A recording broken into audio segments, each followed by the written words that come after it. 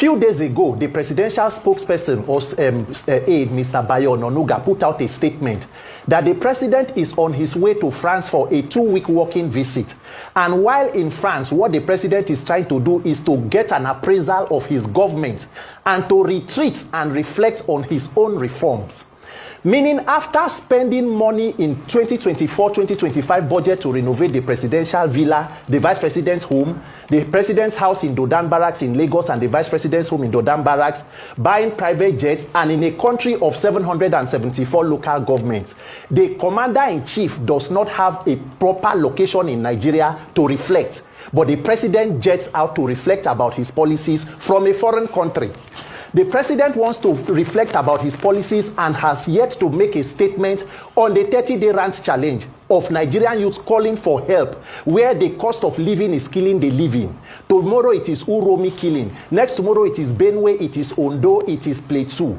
What exactly is going on in Nigeria is an outright lack of accountability.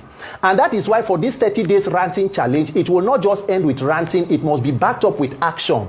Nigerian youths need a system, an electoral system that can guarantee free, fair, credible, and peaceful elections so that you can be able to elect proper leaders.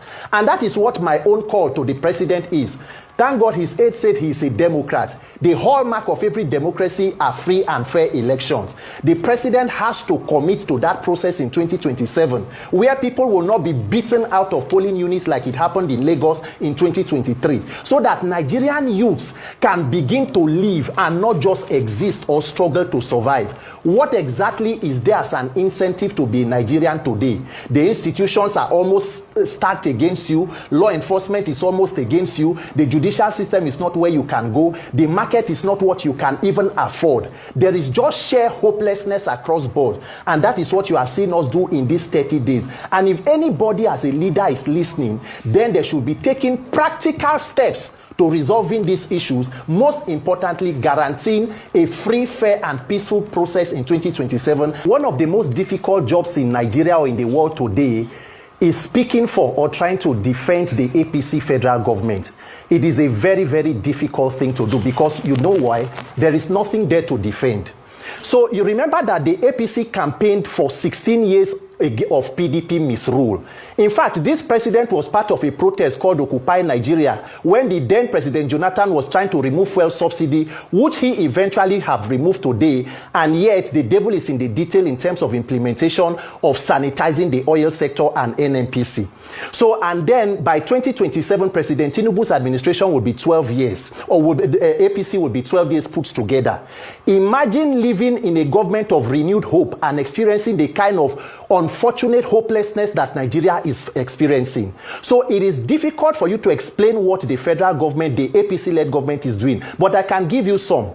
A government that knows that more than 100 million persons were living in multi-dimensional poverty by the end of Buhari's administration came into power, and the first priorities were deciding to renovate a vice presidential home for 20-something billion, purchase of new private presidential jets, a presidential yacht, renovating the villa, money for purchase of SUVs for the office of the First Lady, which is not even a legally recognized, constitutionally recognized office. So when you see the frivolities and wastages in government, and then that same government in turn begins to ask the people to make sacrifices. So it is we who will think of what to do for our country, while the leaders continue to live in luxury and affluence using taxpayer money.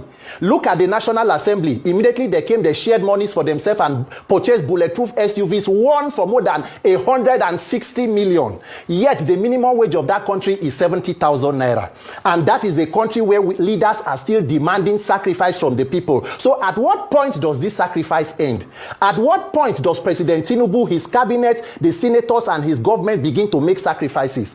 The president is a former governor. He's on life pension from Lagos State. The vice president is a former governor. The senate president is a former governor. So with all the resources that are shared, 60% of Nigeria's corruption is administrative. Inflation of government contracts, budget padding. Who is sanitizing and fighting that corruption? But you cannot say anything because the government does not even feel beholden to the people. And that is why no matter how much Nigerians continue to cry, it falls on deaf ear. Why? Because they know that the electoral system can still be manipulated to rig people back into power using also the Nigerian judiciary. So if I have the ears of any Nigerian politician right now, I will want them to know that power is transient. You cannot be in power forever. If you don't leave power, power will leave you. Nigerians are not demanding for too much. We only need a country to live.